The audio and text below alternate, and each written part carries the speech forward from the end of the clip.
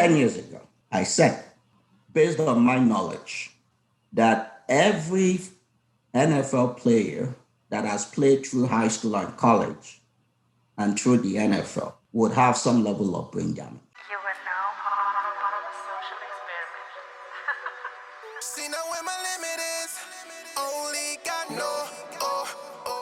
Welcome to the program. Thank you for joining us today on the journey towards self-mastery. Our next guest stands by the truth, even at the face of adversity. He's a forensic and neuropathologist as well as a professor. Will Smith had the honor of acting as him in the movie Concussion. He was originally born and raised in Nigeria and came to America dreaming of a better life for himself and his family, who suffered from the emotional and physical effects of the civil war in Nigeria early in his life. At 16, he attended the University of Nigeria, where he obtained his medical degree in medicine and surgery. He continued his education when he moved to the United States. He now holds 8 degrees and various certifications. He's a professor at the University of California, Davis Department of Medical Pathology and Laboratory Medicine. He's currently the president and medical director of Bennet Omalu Pathology. He is responsible for probably the greatest scientific sports discovery of our lifetime, the discovery of CTE amongst NFL players, Chronic Traumatic Encephalopathy. His examination of NFL Hall of Famer Mike Webster's brain led to many more examinations of former football players and the truth being told about the risk of violent sports and football to the brain.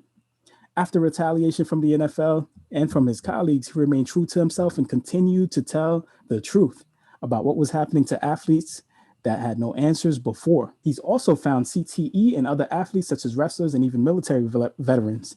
He claims that CTE can also exist amongst hockey players, boxers, soccer players, mixed martial artists, lacrosse players, and rugby athletes. He has reminded us that the brain is the most important and powerful tool in the human body, and it should be preserved and protected.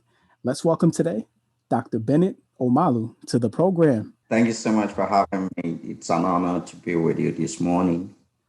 The honor is ours. The honor is ours. And for the record, Dr. Omalu asks that I call him by Bennet, so I'm not being rude when I say Bennet. He recommended and suggested it. So Bennet, we appreciate having you on. I think a lot of times when people think about the work that you do, it's usually just connected to the NFL and football. You do a lot more than that. Examine COVID-19 patients, after death. You examine victims of police violence. As a matter of fact, you examine Stephon Clark. I remember you pointing to the different bullet wounds from his back, and that led to an understanding that, what occurred to him was a murder.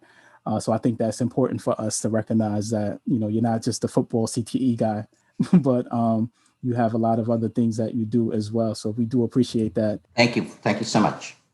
Yes, sir. Yes, sir. I kind of want to start with the meaning of your name. In your book, you kind of started with that as well, like talking about names and the significance of your name. So would you tell us exactly what your full name means? Well, I'm the 6th child in a family of 7. So I was born during the war. And when I was born, my father was a victim of, bombing. The Nigerian armed forces were bombing refugee camps, and he was one of the victims of one of the numerous bombardments. So he was lying moribund in the same hospital where I was born, in a refugee hospital, dilapidated hospital. Mm. They thought he was going to die, but after I was born, a couple of weeks later, he began to turn around. Eventually, he survived. So he gave me the name Bennet from the French verb of Benoit, meaning blessed, Benedict, Bennet. Mm-hmm. So Bennet, blessed, because I was a blessing unto his life. Right. Then my middle African name is If I Can Do. My daughter teases me and calls it If I Can Do.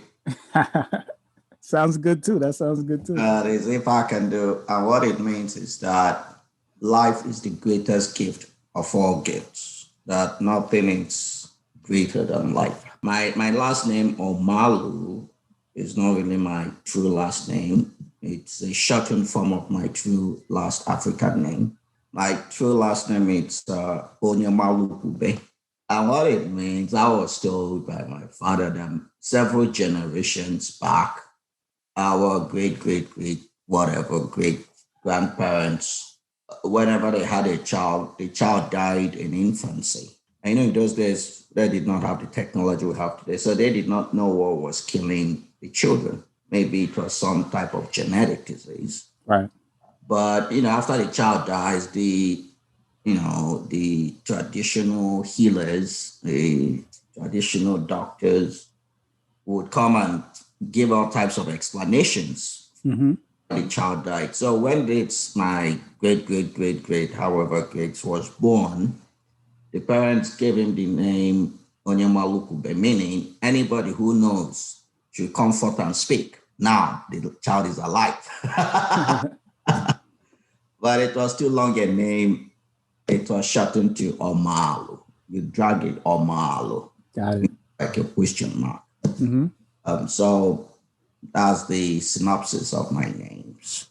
Yeah, I think that, names are very powerful, and, if you name your kids correctly, man, they could really live up to their names. And I think that definitely you have lived up to your name. So It's funny you say that, because my father, each of us in our family, each child has an English name and an African name. And, although many times we don't think about it, my first name being Bennet has opened doors for me. Okay, so it's an English name, very basic name. So when people see or read my name, there is no cultural prejudice, if you can yeah, see. you're right about that. That So exists. I think my father was a very smart man to give each of his children anglicized name. You're right. You're right. The English culture is the predominant culture in the world. So the name you give your child is important. You need to think about that. Absolutely. And yeah, you're right. The intelligence of having a name that once it shows up in the job application, they're not like, man, this African guy, let's throw this thing away. And people, they will do that. So when you read my name, you can't place me to any group.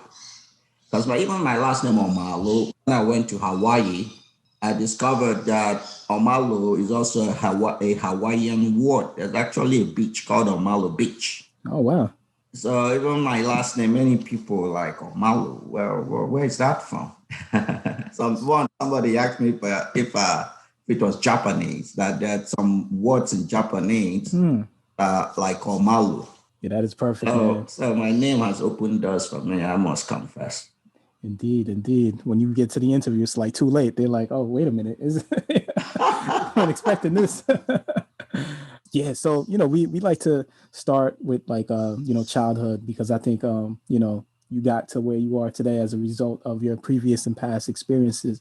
And you've had some really, really interesting experiences, from reading your book. So can you share with us, what it was like, growing up in Nigeria, being a part of the Igbo tribe, and what your childhood was like? It's such a painful question, but whatever challenges you have in life, whatever difficulty, if it does not kill you, ultimately would make you a better person. Okay? And while you're in the midst of the struggles, do not be weary, because in the short term, you may not see the benefits of your situation. Right. So growing up in Nigeria, I was born a refugee. First 4 years of my life, I was malnourished. The stresses of war, lack of food, and all that nonsense.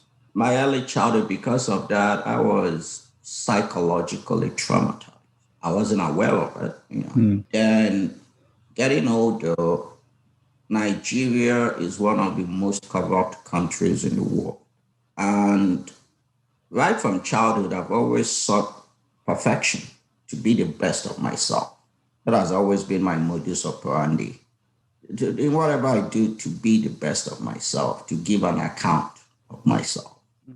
But the corrupt environment was in direct conflict with that way of life.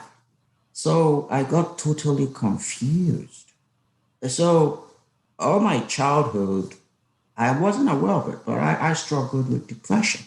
And those days in Nigeria, mental health is not something that is recognized adequately. Mm. I remember when I was a teenager, my family were they were asking me, Bennet, what is wrong with you? Everything is going well for you. You're smart, you're good looking, you're athletic. So what is wrong with you? What's your problem? Right. As if having a mental illness is my fault. Mm. Something intentional. It's Mm-hmm. not. So it was only when I came to the United States, I started experiencing some symptoms, and I just knew, look, Bennett, something is wrong. That was while I was in New York, so I sought help. Again, because of my cultural background, I saw a psychiatrist who prescribed antidepressants for me.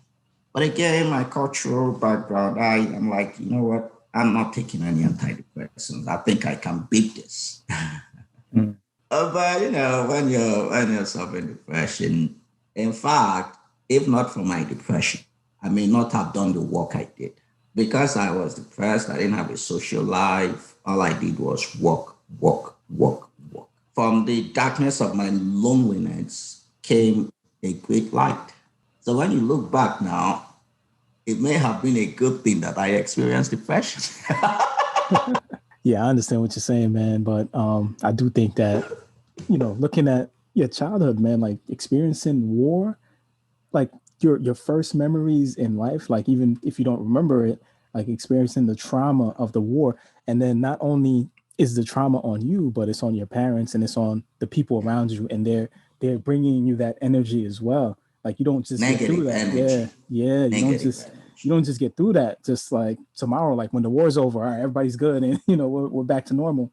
But those psychological that trauma continues, and then what are we gonna do about it? And like you said, is not something that we normally think about, or everybody's like, all right, let's move on with life. Let's just continue, living life and not really worry about. Another mistake I think I made, well, my parents was, because of my, you know, lack of social life, I did not interact much.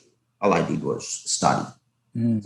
I'm exceptionally gifted intellectually. I was one of the top kids in school. I mean, top three.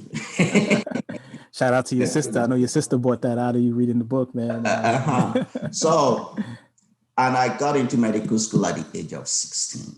That Right. was crazy. I was a child. Mm-hmm. I was a child. I should not have gotten into medical school at 16. That is crazy. Yeah, like the stresses of medical school. All those stresses with such an innocent mind. Mm-hmm. I didn't know better. So I think also that added the stress. I was too young to go to medical school at 16. And when I talk to parents now, I tell them, you know what, leave your child alone. Your child is a different individual. Don't try to influence your child's life or career. Right. Like some doctors want all their kids to be doctors. Okay, your child becomes a doctor and all his life is miserable.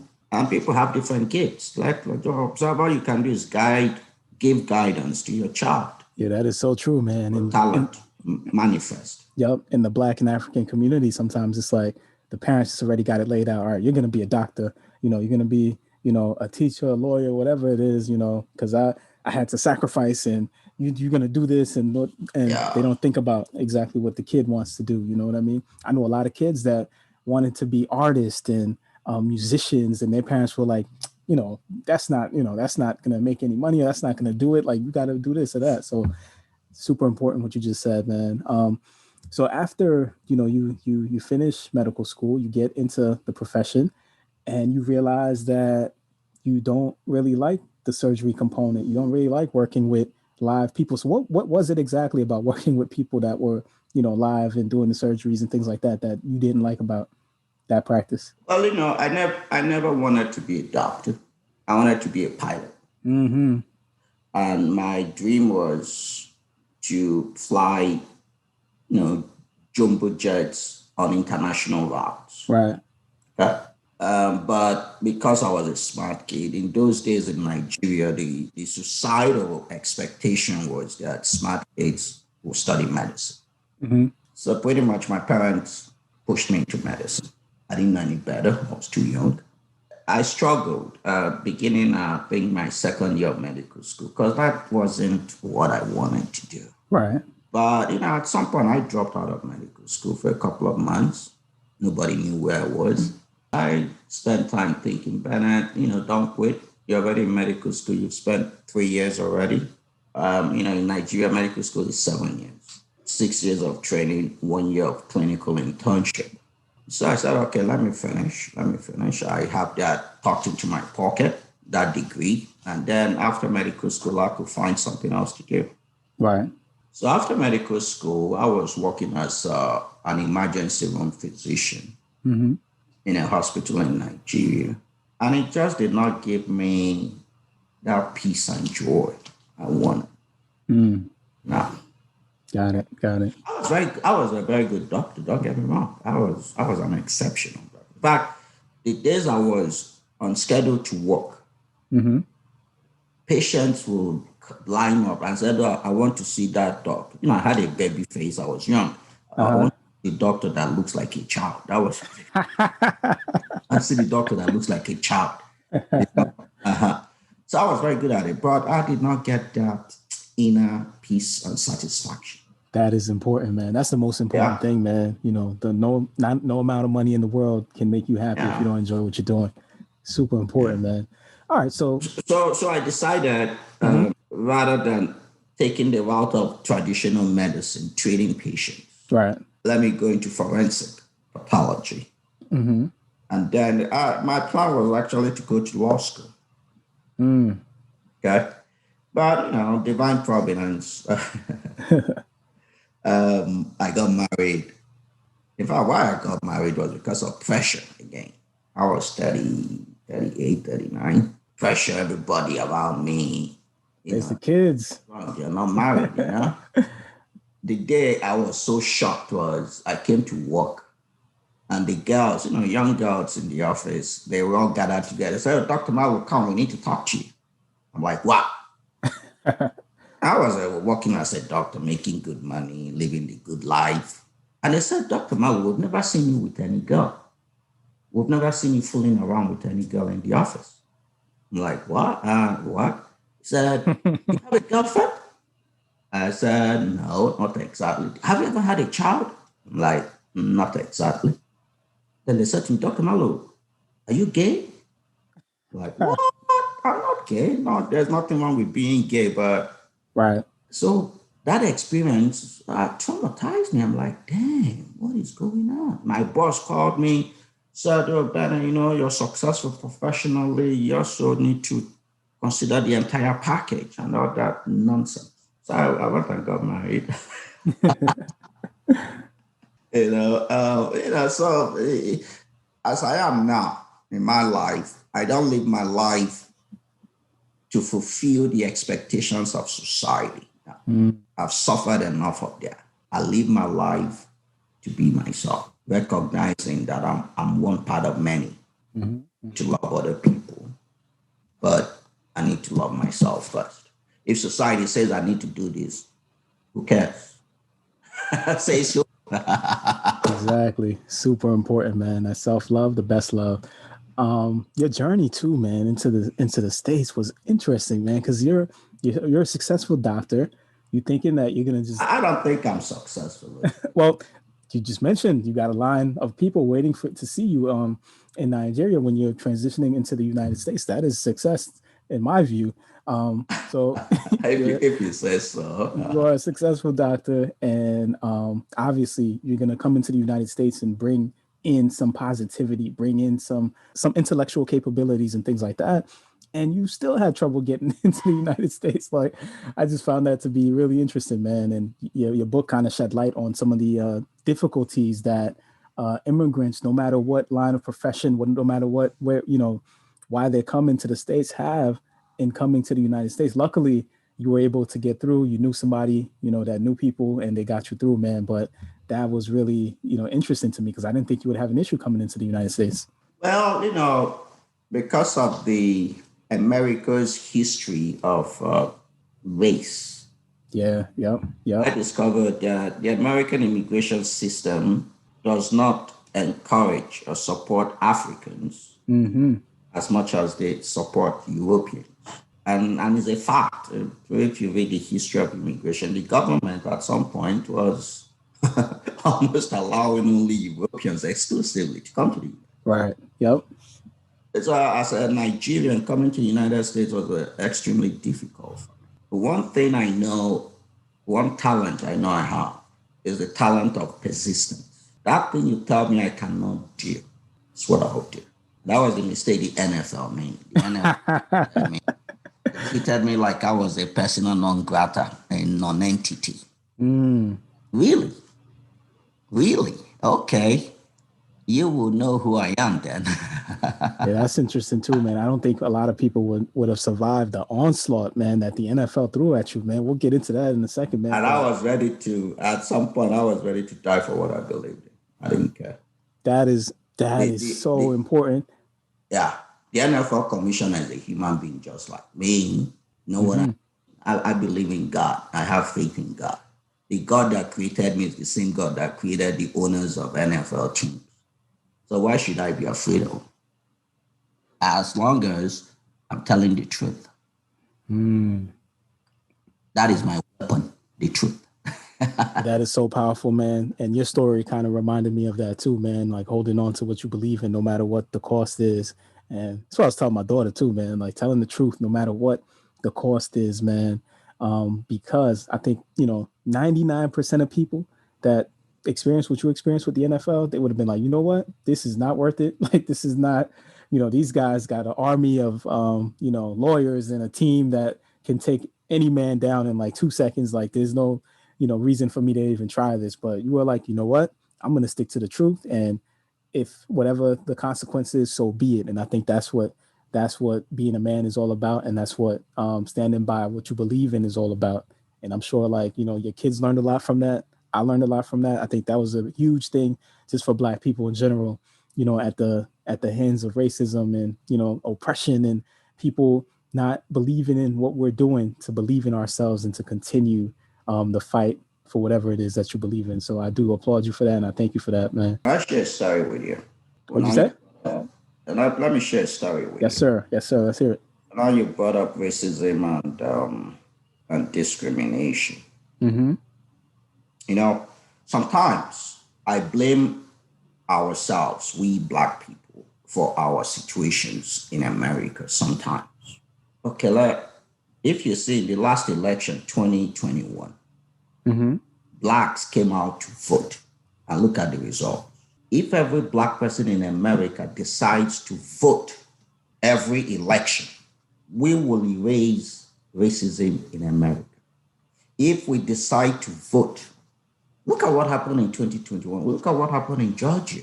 Black people came out en masse because Trump was denigrating Black people. Right. Was very dismissive of us. So he ignited some fire in the hearts of Black people in America, and they came out en masse. So if we vote, will determine who the senators are, who the governors are, and who the president is.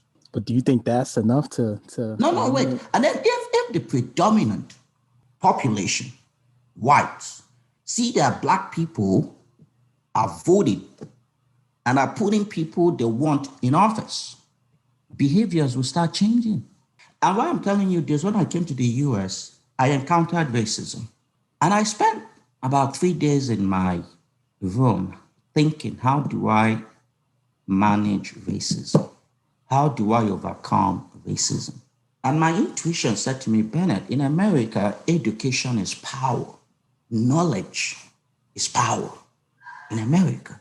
So one way you can beat racism is get as much education as you can. Get as much education as you can. And that is why today I have 8 degrees and certifications.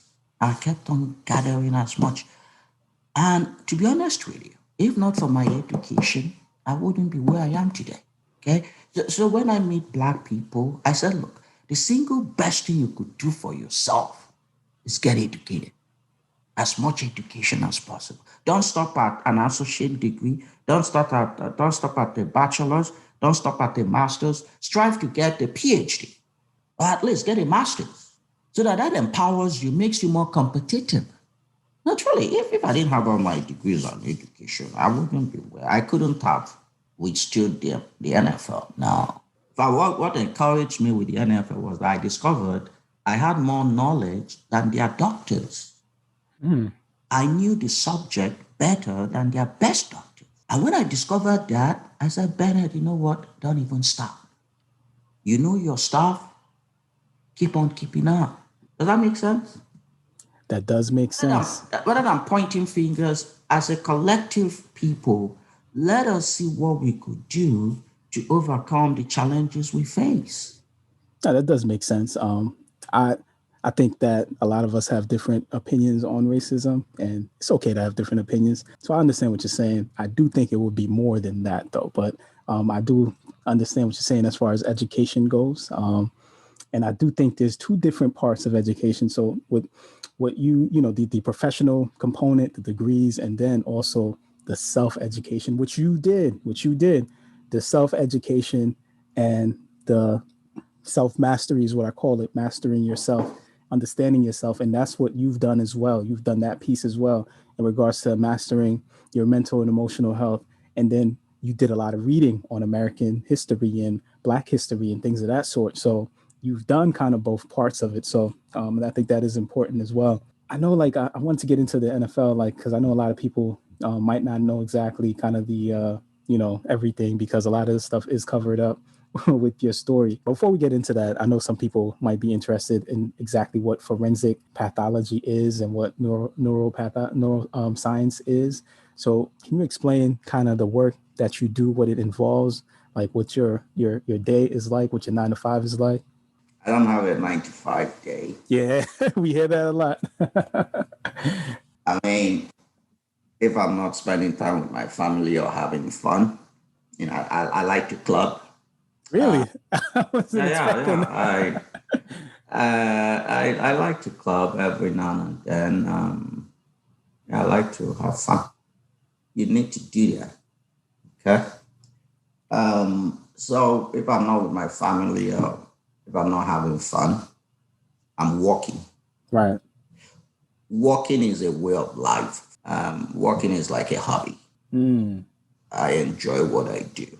Forensic pathology is a specialty in medicine that studies injuries, that studies death, that studies how and why people die. It's a part of medicine that deals with legal issues regarding the human body, legal issues regarding personal injury, wrongful deaths. And we're also involved with the investigation of crimes with the form autopsies. Right. But autopsies are not the only things we do. So it's a very sophisticated specialty. You need to go to medical school, then do your residency, then do your fellowship. Then neuropathology is a specialty of medicine that studies the brain, everything about the brain diseases, brain injuries, name it. Any brain tissue or spinal cord tissue or even muscles and nerves. That is neuropathology. We study and diagnose diseases of the nervous system. So that is it. Thank you for that. Appreciate that. All right. So, you are, doing your job, as a forensic pathologist, and here comes this Hall of Fame former NFL player, Mike Webster, and you're not even familiar with football like that. So everybody's excited in the office, like, we got Mike Webster, blah, blah. And, you are the one that is going to examine what happened to Mike Webster. So you open everything up and everything looks normal. So, what was it exactly that told you, like, there's got to be more than just what I'm seeing for you to say, like, let's look at this under a microscope? Each and every one of us is multifaceted. There are different aspects of our lives, your spirit, your mind, your soul, whatever. Mm. So my professional life has always been juxtaposed to my spiritual life, Mm-hmm.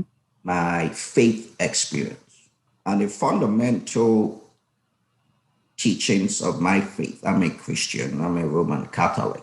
Now, I'm not an at your face Christian. Now, I will never tell you you're going to hell. Tell you you're a bad person. I'll tell you Right. that you commit abortion. That's the what? Nah, nah, nah, nah.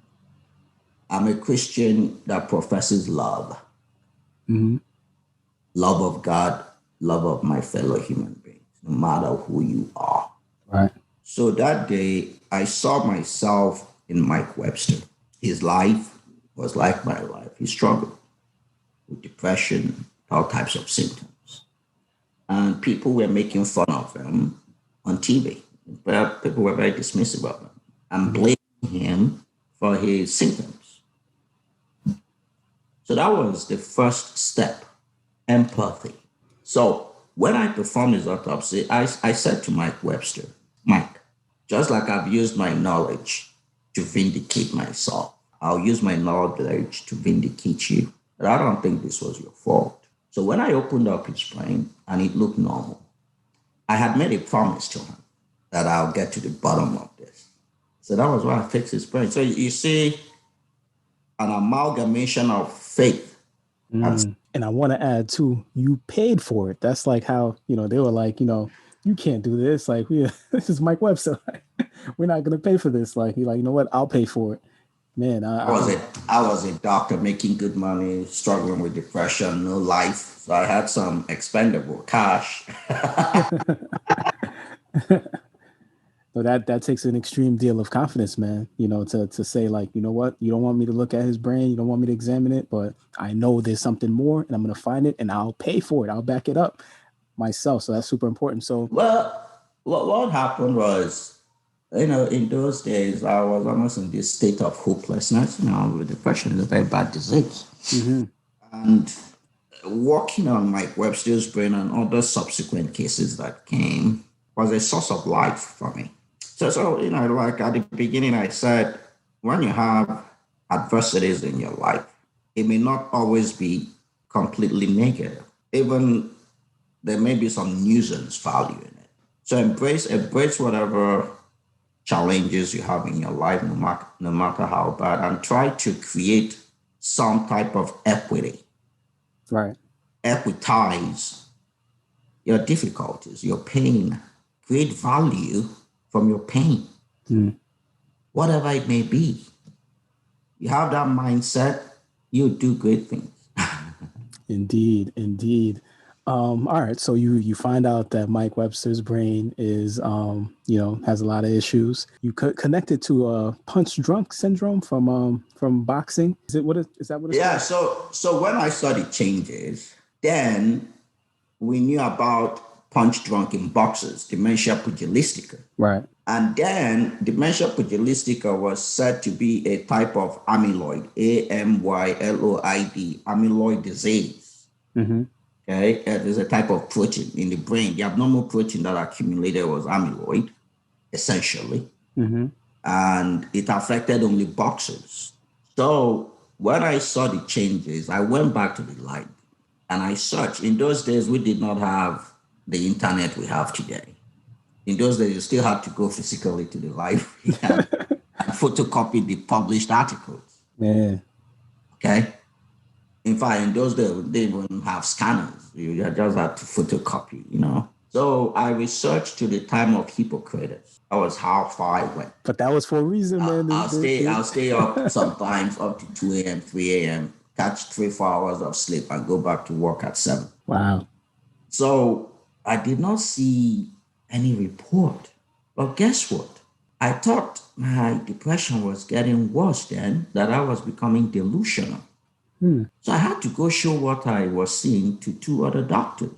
They found what I was seeing. And one of the doctors actually said, Bennet, this is new. This has not been reported before. And he was a very senior doctor. Right. He confirmed what I thought. Then I was taking classes preparing for business school at Carnegie Mellon University. Mm-hmm. So then I had some sense of branding, okay? And I said to myself, Bennett, whatever you've noticed in this brain, don't just publish it as an intellectual curiosity. Give it a name. Give it a name, okay? Give it a name that is generic, that has been used before. And because it's a generic name, if down the road you're proven wrong, you could defend yourself because it's a generic name. Smart. So I came across, in the literature, I came across about 21 names of diseases, Mm-hmm. brain trauma. And chronic traumatic encephalopathy was the best for me because it was a very generic terminology. Chronic means long-term. Traumatic means related to trauma. Encephalopathy means a bad brain. And then it had a very good acronym, CTE. In those days, if you were to Google CTE, maybe you get 1 or 2 hits. Today, Google CTE to crash your computer. Man. So I branded it. Again, my multifaceted education helped me a lot. I have a master's in public health in epidemiology. Mm. So my knowledge of epidemiology was actually what helped me to develop a strategy on how I could introduce the disease to the broader global environment. Right. So in epidemiology, when you encounter a new disease or a new infection, an epidemic, Mm-hmm. when you see the first case, you report it as a sentinel case. Mm-hmm. So that was why I published my Webster's paper as a case report. Mm-hmm. Okay? Then you see more, you publish sentinel cases. You don't have about 3, 4, 5 cases. You don't publish a case series. So that was the strategy I adopted. Wow. And it was very successful. Yes, indeed, man. And we're talking about Nobel Prize winning work. Oh, no. I believe this is Nobel Prize winning work because that information is saving the lives of countless thousands of people that did not know that playing a game, like, what do you mean football? Like, you mean they're getting it from the little league? Like, from the little league, like those kids playing tackle, like, can get brain injuries, like. And wait a minute, like, you got your bell rung, like, you got to be tough and get back. Like, so just getting that information, like, wait a minute, this is not going to do you justice 20, 30 years from now. This is what's going on, right? Those NFL players that are feeling this, at 50, 40, 50, 60 years old, they're not crazy. This is what's happening. So I believe this is Nobel Prize winning work, but the NFL did not. So what was exceptional and distinctive wasn't the discovery itself, but my positioning and my strong defense of science and the truth. I did not look at science as scientificity, just science for the sake of science. Right. I looked at it as science that can enhance the humanity of mankind. I think that's how it's supposed to be. Okay. So I defended that very radically. I stood by the science in spite of everything the NFL did. The NFL actually wanted my paper retracted. Mm-hmm.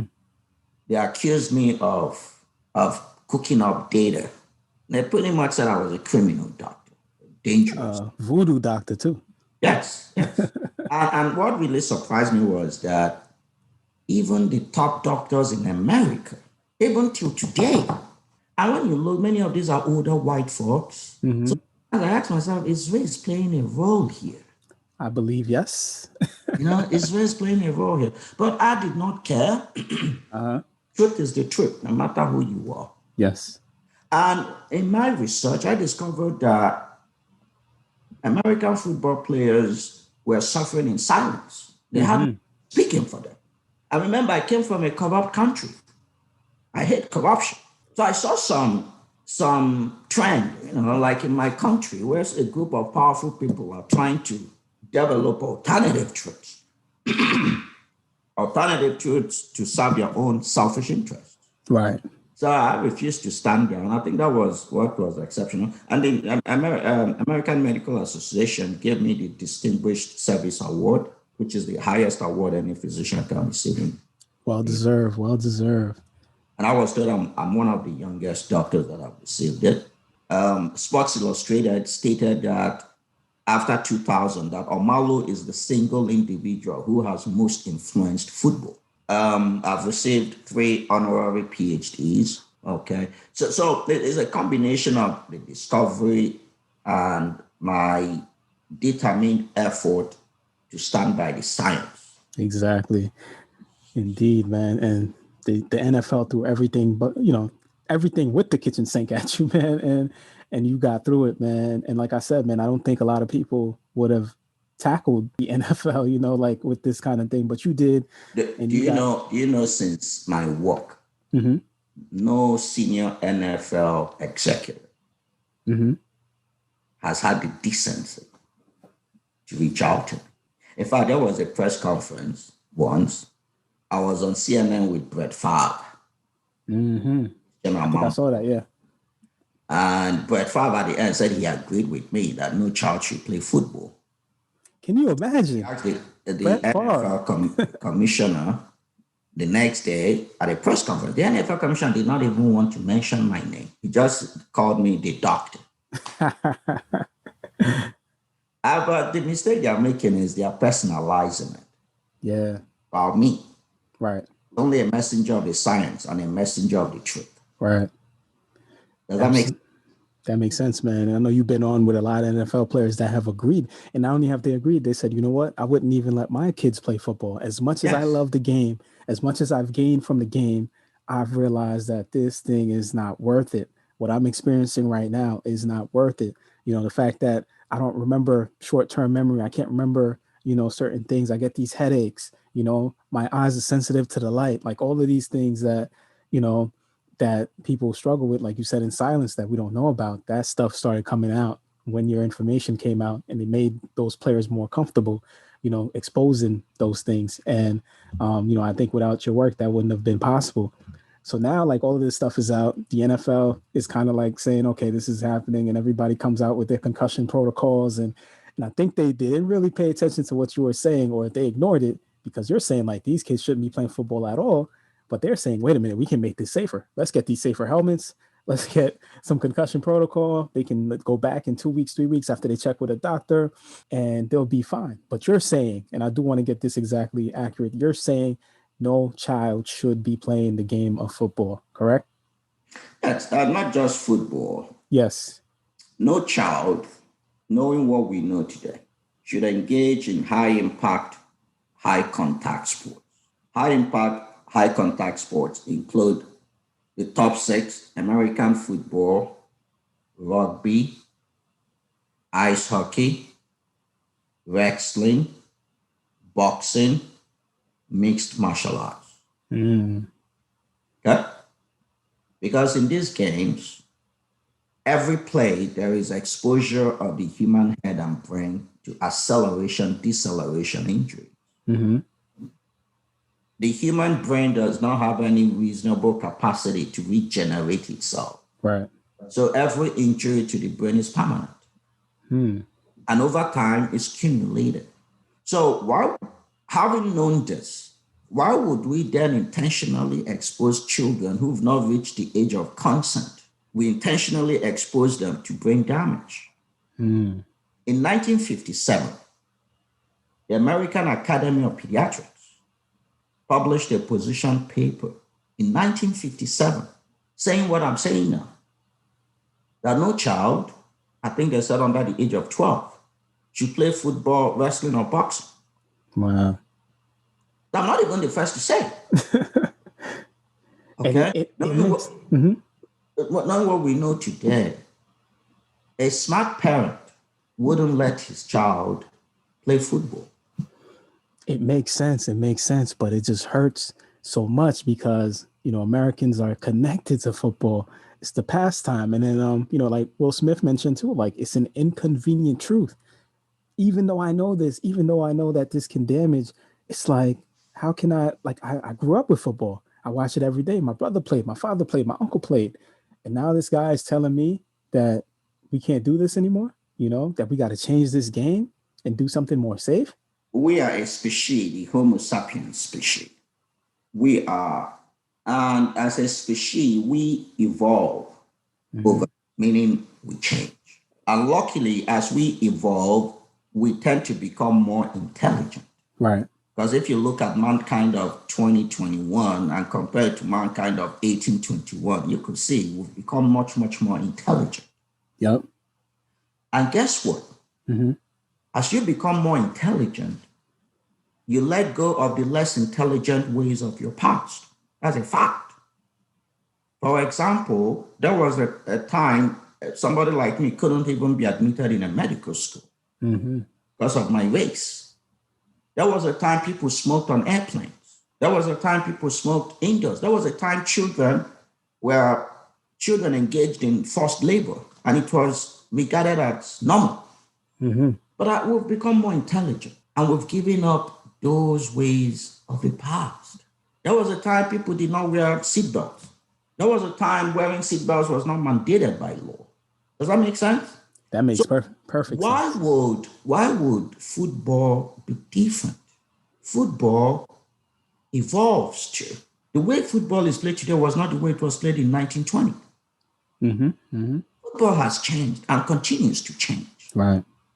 And it is in the interest of the industry that they recognize that and it evolve with science and mankind. Otherwise, the industry will be left behind. Mankind will leave football behind, and it may take a generation or two. I could see that, definitely. Am I making sense? It makes perfect sense, man. There was a time there was no football. Somebody or a group of people created football, developed football. So why can't we develop another sport in 2021 that is more brain-friendly? Yes, we can. I agree. Football is not the end of the end of all or the beginning of all. We have the intellectual wherewithal to develop new sports. I agree. Consistent with the state of science. And you made an analogy in your book talking about, the Roman Colosseum and the gladiators, that someone came out and said, guys, this is barbaric. What are we doing? And they were stoned to death. They were stoned to death. But later, the emperor said, you know what? What he said is true. This is barbaric. And it was stopped. Am I making sense? It makes perfect sense. People love the gladiatorial sport. The stadium will be, or the Colosseum, whatever it was, will be packed. And people will watch two individuals fight and kill. One person will be killed. And they will be screaming and yelling. Same applies to football. So just like centuries later, the gladiatorial sport is non-existent now. Maybe 2 or 3 centuries more, my great-great-great-grandchild may now look back and like, oh my gosh, what is this sport called football? What was that about? Why did they play this game in 200, 300 years ago? It was an intelligent sport. Oh my gosh. Does that make sense? It makes perfect sense, man. And I know some people just want to get at Dr. Omalu no matter how much sense it makes. There was a Washington Post article just specifically attacking you. Oh, that Washington Post article. In fact, I was so disappointed with Washington Post.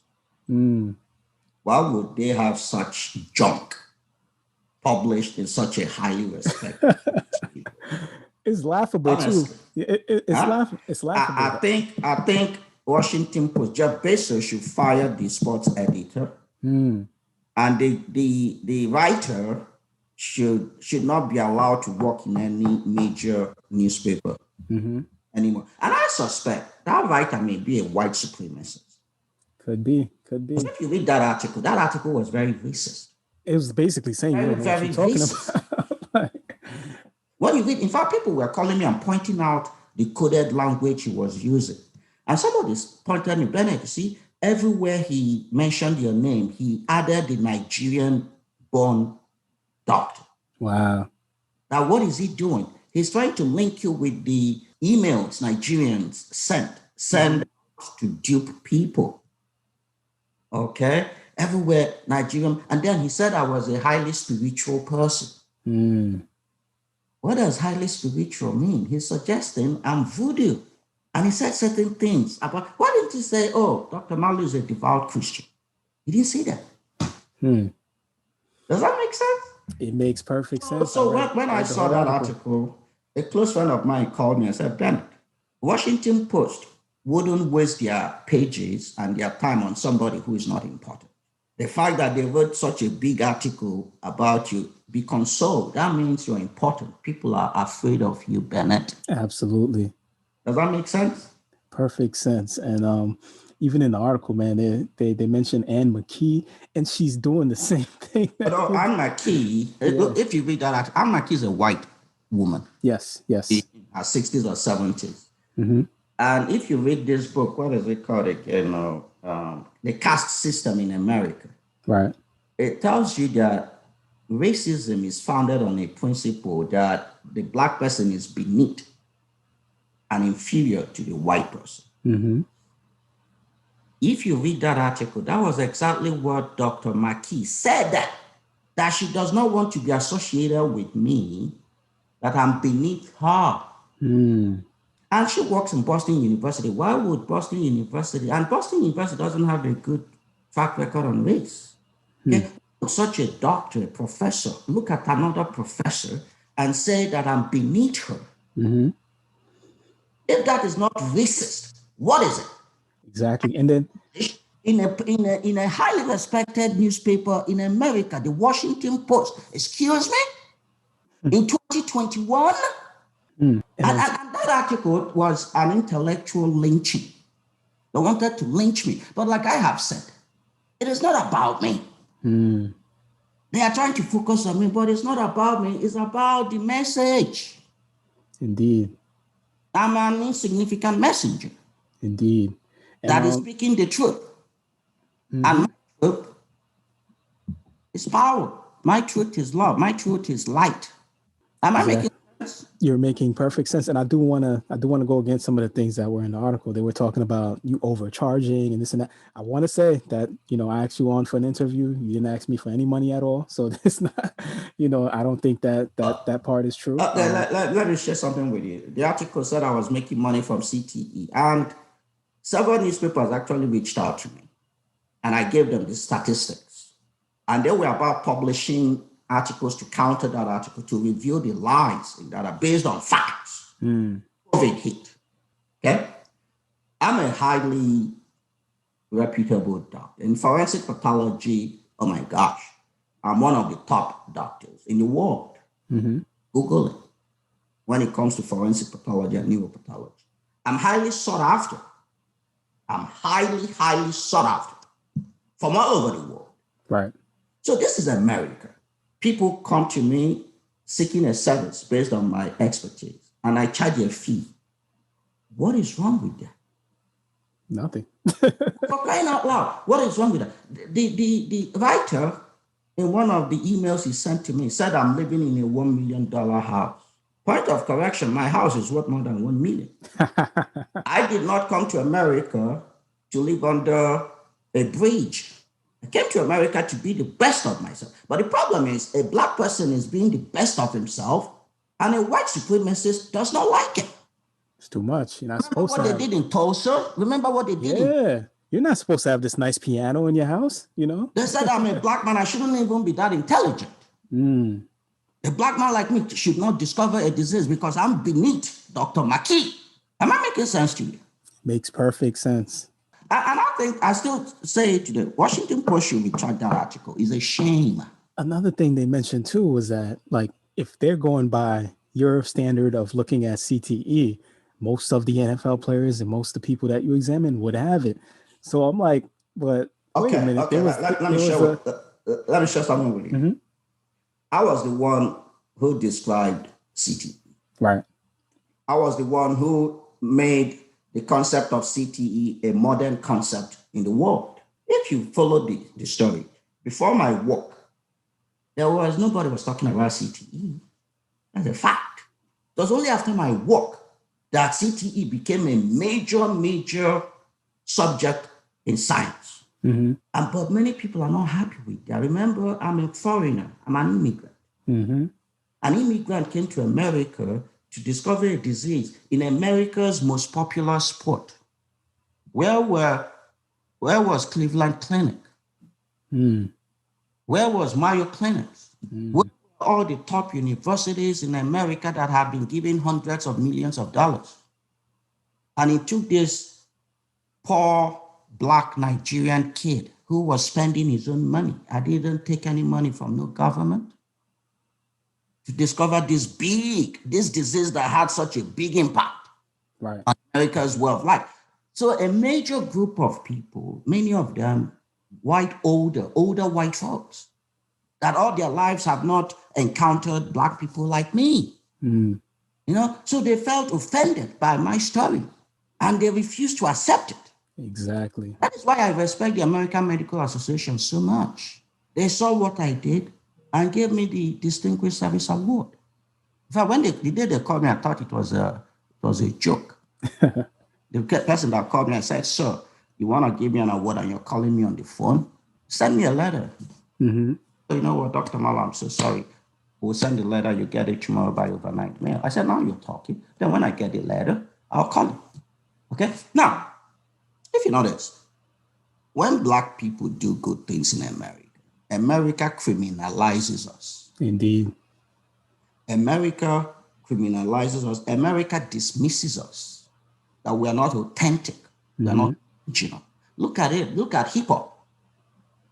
Remember when hip hop came out, they said it was gangster music. Today, hip hop is the major genre of music in the world. Exactly. Everybody now sings hip hop. Mm-hmm. Consumers want only hip hop because it's good music. Okay? So there was, yes, people said to me, "Bennet, you need to give us a break. It's not too often that a Black person discovers something the white person did not discover." Mm. Like somebody said to me, the movie Concussion, many times you have a white person redeeming Black people. But now the roles are reversed because the Black person redeeming white people. Oh man. Another thing, I talked about like the accuracy. There was a study. I don't know if you're familiar with the study where they studied 112 NFL brains, and 111 came back as having CTE. Okay, about 10 years ago, I said, based on my knowledge, that every NFL player that has played through high school and college and through the NFL would have some level of brain damage. Mm-hmm. When I said that, people were like, "Oh, why is this Dr. Omalu exaggerates, he does that." Well, guess what? That's a fact. Mm-hmm. In fact, studies have come out to show that in the general population, about 12% of people have CTE, pathology in their brains, because we are exposed to different types of trauma outside sports. Mm-hmm. Does that make sense? It makes perfect sense. That article wanted to criminalize me, to say that I'm different, I'm an outsider that should not be trusted. That is racism. Am I making sense to you? You're making sense. The numbers don't lie. That is racism. Why don't you recognize that? Look, this doctor may have his own perspective, which is what science is all about. Exactly. Okay? And you need to respect my perspective. Exactly. You see it?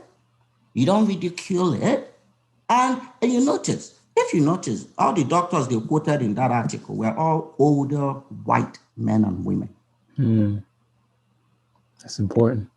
Why would doctors, such accomplished doctors, go on the pages of a newspaper to attack another doctor? If you're not happy with me or what I'm saying, write an article, write a letter to the editor on a scientific platform. Because we have fought that battle, and guess who won? I prevailed. We fought that battle in journals.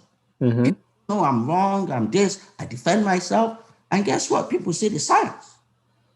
So they couldn't beat me on a scientific platform. They now went to collude with some white supremacist writer okay, to write whatever they wanted on the pages of a newspaper. What a cowardly act. But as we mentioned, the truth prevails. The truth prevails. Numbers don't lie, no matter what is Truth being will said. always prevail. And the truth doesn't have a side. Yes. Yes. Truth is the truth. Yeah, I just want everyone to remember, as they erase the pages of you, Dr. Omalu, from history, that you were the one that did this work. So any Black people out there listening, when you hear people talking about Ann McKee's, the leading expert on CTE, just remember who came out with this, and just remind people, remind the kids, remind the Black kids, this is the man that did this. I'm not American. So about 7 years ago, a white guy, a lawyer actually called me. Said, hey, Bennet, on CNN, there's this white doctor who's talking about CTE, like she's the one doing all the work. I said, well, I don't know, whoever she is.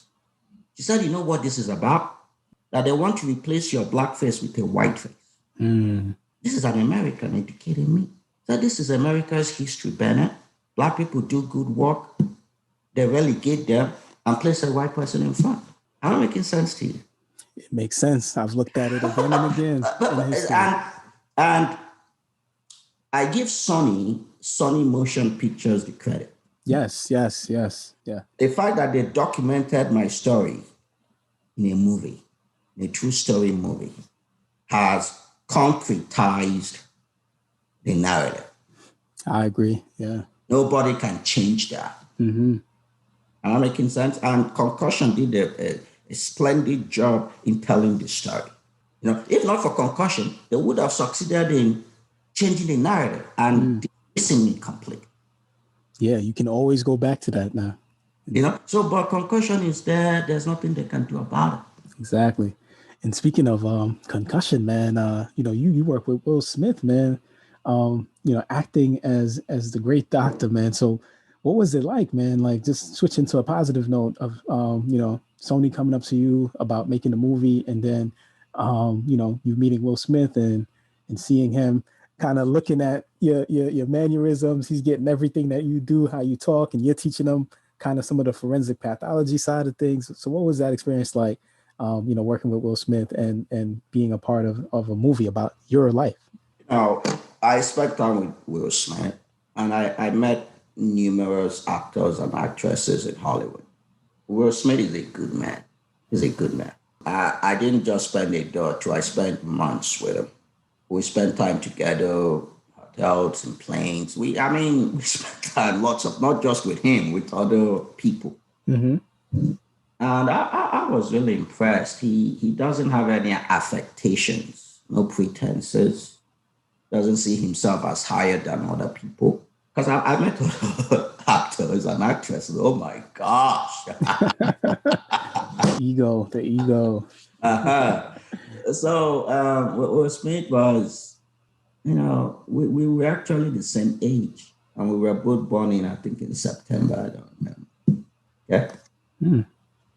I learned a lot from him. He's a man of deep intellect. Very intelligent. An extremely intelligent man.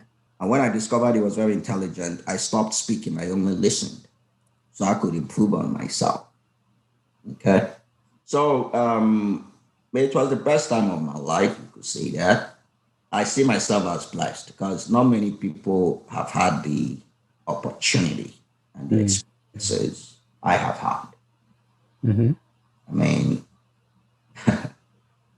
For almost 1 year, I was living in, I was almost living in Hollywood, attending parties. Have you ever been to a Hollywood party with actors? No, sir. Superstars. In fact, one day, one of my personal assistants said to me, hey, Bennet, this party we are going to, you're going to meet celebrities. Don't be starstruck. And don't go greeting people because as long as you're in this party, you are a celebrity. Indeed. So behave like that. Okay, they come, you're at their level now. I'm like, really? And when we got there, I saw some big actors and actors. And what he said was actually true. They would shake hands, rub shoulders with them. Some even wanted to take pictures with me. Can you believe that? I You know, can actually. what said to me, hey, you're the person I want to meet. You're the real McCoy. Mm. You're the real thing. All these other people are fake. They're acting. But you did it in real life. So I had fun. I'm blessed. I've been blessed. That is amazing, man. What is that experience that you have looking at that movie and you're witnessing your experiences, your life on screen? Like, what? I don't, a lot of us have never had that kind of unique experience. So what was that experience like for you? I've never been somebody who is conscious of what he has done. So the first day I saw the movie, I was humbled. Mm. But the first scene, the moment I heard Dr. Omalu in the movie, I had this mental joke like, Dr. Omalu? It was the moment I discovered, oh my gosh, this movie is about me.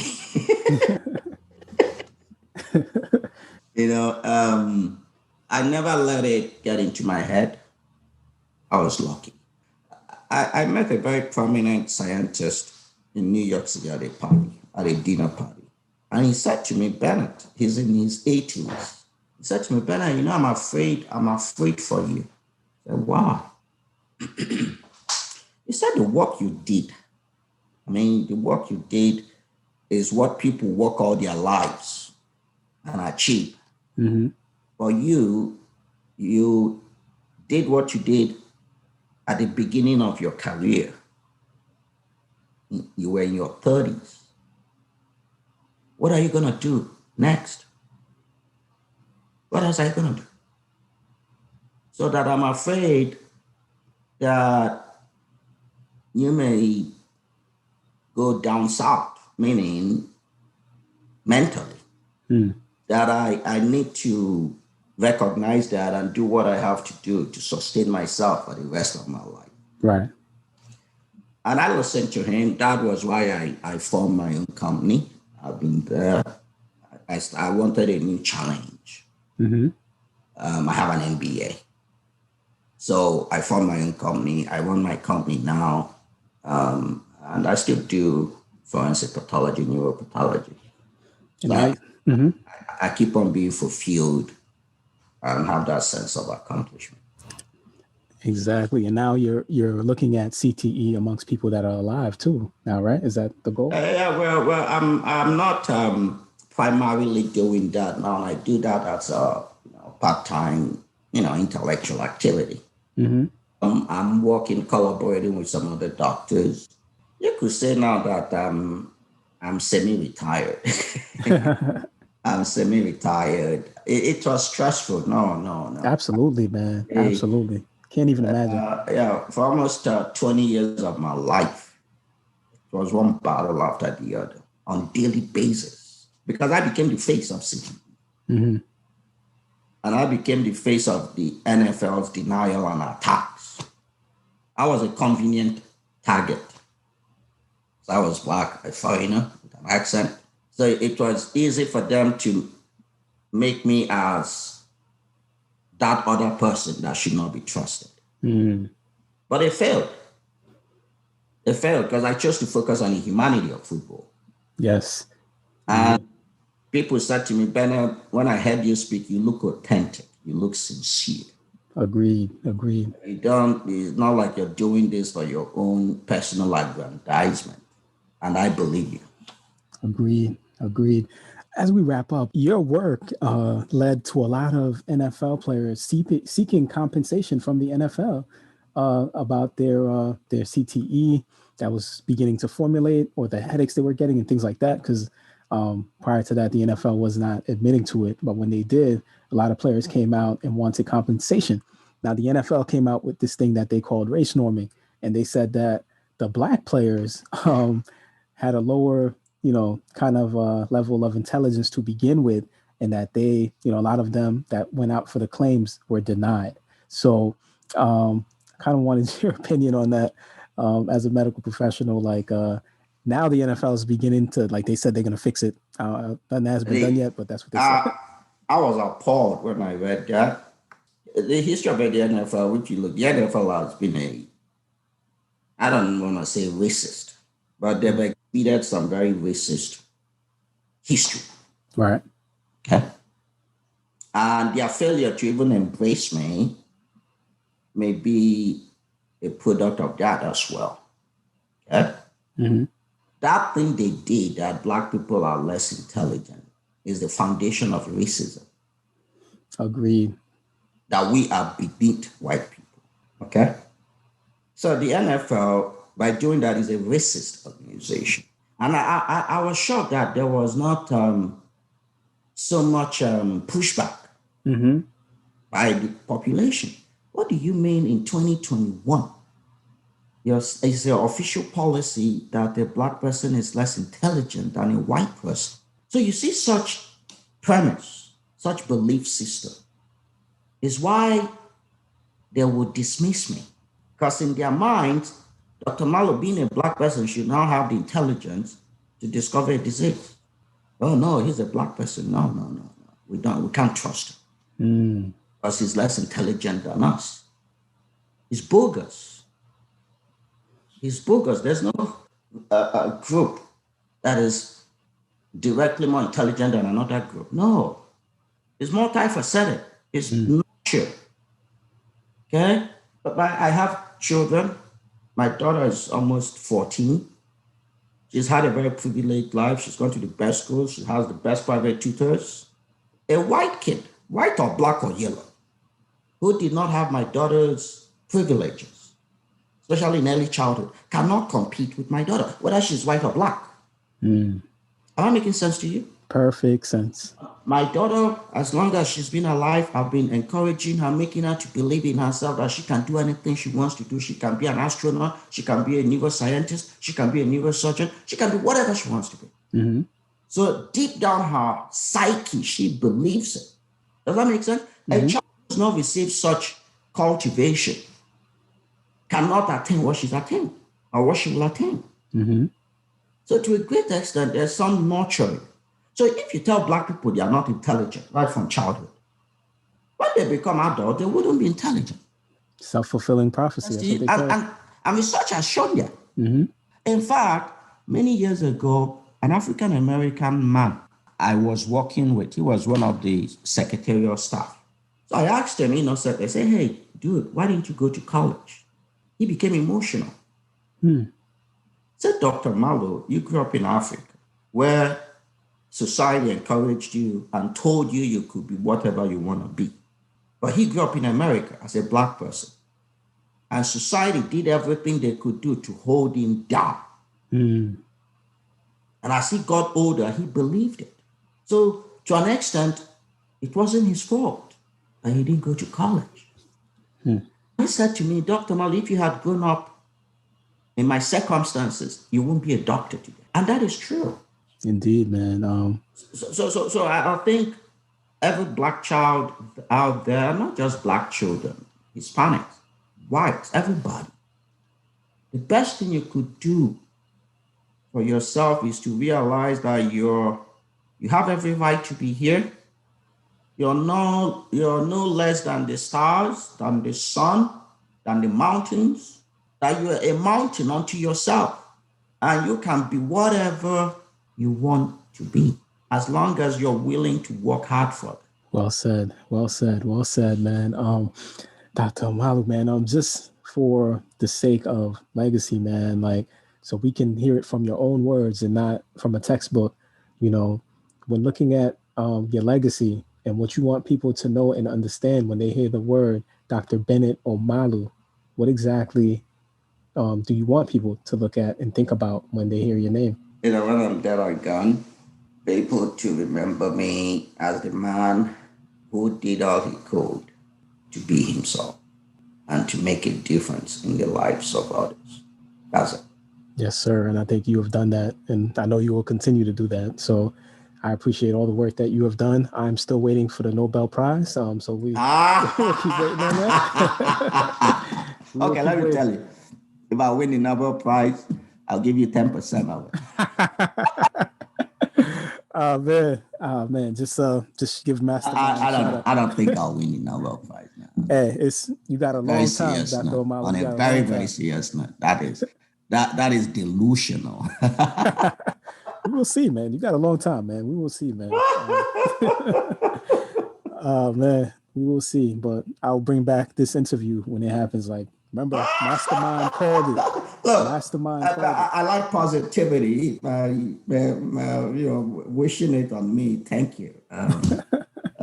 Thank But you. in all seriousness, Dr. Omalu, I think the work that you have done is Nobel Prize winning work. And I'm going to continue to say that when I say your name, when I mention it to people, I will continue to say that because, again, you have saved the lives of countless children that would have had the effects of CTE. You have made awareness to the people experiencing it right now, the retirees of the NFL and former college players. You have challenged the minds of parents to think about if they really should be putting their kids in certain sports. So you're that dude in the Coliseum that's like, wait a minute, guys, what are we doing? And that is the power of the work that you have done, man. So I appreciate that a lot. Thank you. Bless you. Indeed, man.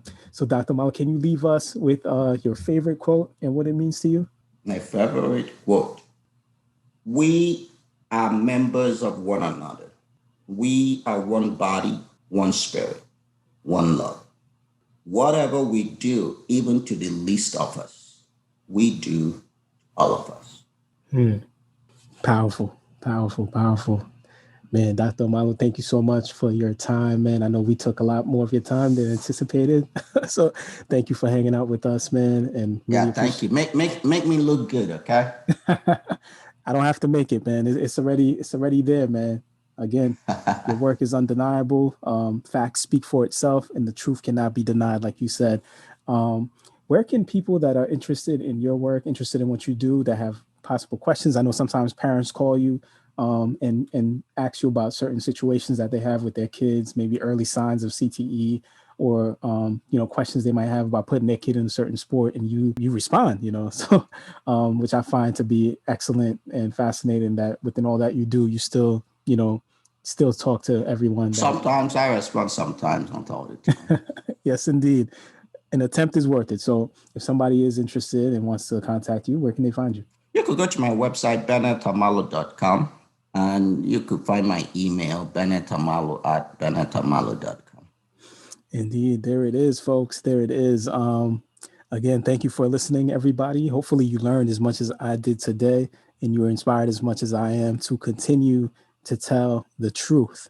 All right. Our experience is our experience. It cannot be denied, regardless of what others think about it or what it is. Science is science.